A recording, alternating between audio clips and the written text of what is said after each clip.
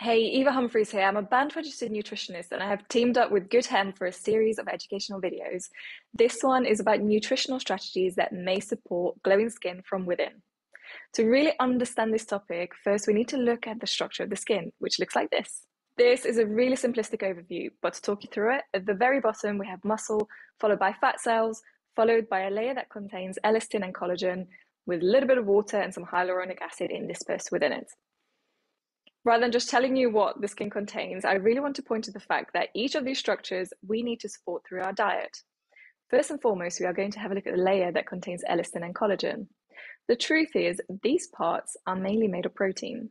And this research paper over here told us that at lower intakes of protein are collagen and elastin, and that middle protein layer tends to be more fragmented with greater signs of premature aging and a bigger likelihood that there are skin issues. So how do we fix this? Obviously, we need to eat a little bit more protein, but the biggest question is how much protein do we actually need to eat? Current government guidelines tell us that women need around 4 to 5 grams of protein per day and men need 55 grams of protein per day, dependent on body weight. I, as a nutritionist, feel that this is a little bit conservative, and actually we need to look at protein intake based on the amount that we move. We know that athletes and those that move a lot more need a little bit more protein in their diets. So that 45 to 55 grams of protein per day is a tad conservative.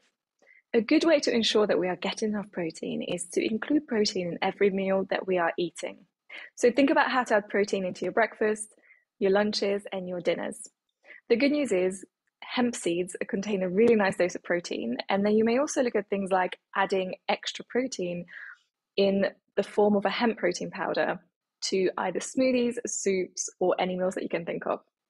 If I skip back to the study I mentioned earlier, there was a really neat finding in this. In fact, there were a few really neat findings, one of which being that those who skipped breakfast tended to end up with greater breakdown of skin proteins, and we definitely do not want that to happen.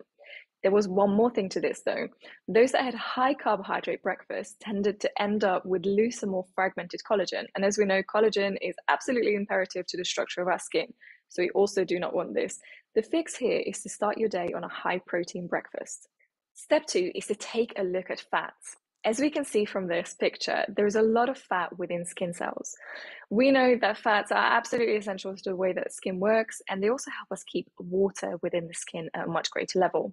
So whilst we need fats in our diet to support our skin health, there is a group of fatty acids that were especially helpful according to the latest research. This group is called omega-3 and omega-6 fatty acids, which are found in abundance in things like nuts and seeds, fish and shellfish. Luckily, good hemp oil contains both omega-3 and omega-6 fats, as well as hemp seed hearts do. These omega-3 and omega-6 fats were so useful in this piece of research because they had almost a calming effect on skin inflammation.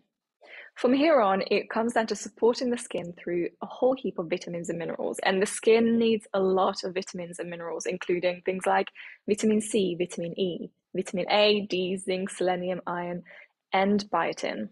Let's start with vitamin C. We know vitamin C plays a crucial role in skin health, as illustrated by that piece of research on the left-hand side.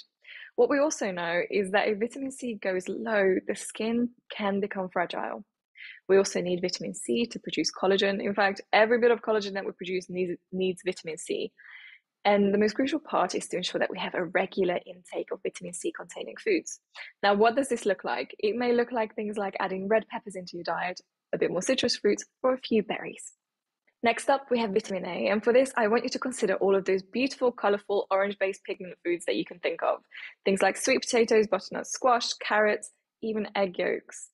Vitamin A is that orange pigment, but it can be hidden under greens. So kale, Swiss chard, parsley, lettuce, they can all be good sources of vitamin A. Like with vitamin C, vitamin A is needed at regular intervals because the skin is very responsive to vitamin A. So think about how you may be able to get these foods in at regular doses at breakfast, lunch, and dinner. Vitamin A may act like natural sunscreen. Now, this isn't to say you don't need sunscreen, but it just means that it gives us an additional layer of benefit. There are also well-documented benefits of vitamin A in acne. Vitamin E is a fat-soluble antioxidant that's especially abundant in things like nuts and seeds. When we think about antioxidants, we always think about reduction in damage. So in the case of vitamin E, it may assist with reducing skin damage. Really useful, and all we really need to do is add in a handful of nuts and seeds here and there. Vitamin D is a sunshine vitamin. Now you may be thinking, hang on a moment, every time we're talking about skin health, we are always told to stay out of the sun to avoid damage by UV radiation, which would be true, except there is another side to this story, and that side being that low levels of vitamin D are associated with inflammation of the skin. So we need to find this a real sweet spot. We need to ensure that we get the right amount of vitamin D to keep our skin nice and healthy. At the moment, in the UK, we only get vitamin D from the sun between the hours of 12 and 2, and that's only between March and October. During winter, we go into a literal vitamin D black hole by which we cannot get any vitamin D from the sun. So Public Health England now advocate vitamin D supplementation during those winter months. Vitamin D is also blocked by sun cream, so we really need to try and find this middle ground by which we get enough vitamin D, but not so much that the sun damages our skin. Low levels of vitamin D are also associated with breakouts because vitamin D plays a crucial part in skin immunity. Also, weak skin and increased aging are hallmarks of low vitamin D, so look after this part. On to our essential nutrient, zinc. Zinc is actually needed to create proteins across the whole of the body, including in the skin. It is also vital to repair skin, and it is essential for us to be able to digest proteins. So all those beautiful proteins that we've eaten, we need a little bit of zinc to be able to break them down so we can reuse them to create structures in the body. Unfortunately, zinc is not contained in many foods in high enough quantities, but luckily, hemp seeds are one of those foods that do contain a really good amount of zinc. Other foods include things like oysters and other shellfish. Iron is not often associated with skin health, but as you can see from that really confusing looking diagram on the left, we do actually need a good dose of it to be able to create collagen. Those Fe2 plus and Fe3 plus signs are the ways that iron helps enzymes produce more collagen. I know this sounds complicated. The moral of the story is that we need to ensure we have the right level of iron in our body so that we can create collagen liberally. What does that correct amount look like though?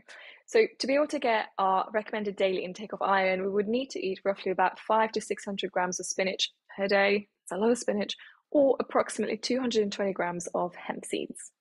And then we are on to selenium. Selenium is another mineral, a little bit like zinc, that plays an essential role in skin repair. There aren't many foods that contain selenium, but a handful of Brazil nuts goes a really long way. And then also whole grains contain a really nice amount of it too. Like vitamin A, selenium may also protect against skin damage by UV. Therefore, it is pretty useful to add in. In case this seems like a lot, let me just simplify this and bring it all together for you. So far, we discussed adding in protein, some healthy fats, a few nuts and seeds, vitamin C containing foods like berries, vitamin A containing foods like spinach, and getting outdoors in a little bit of sunshine. If we're clever about it, the majority of these can be added to a smoothie.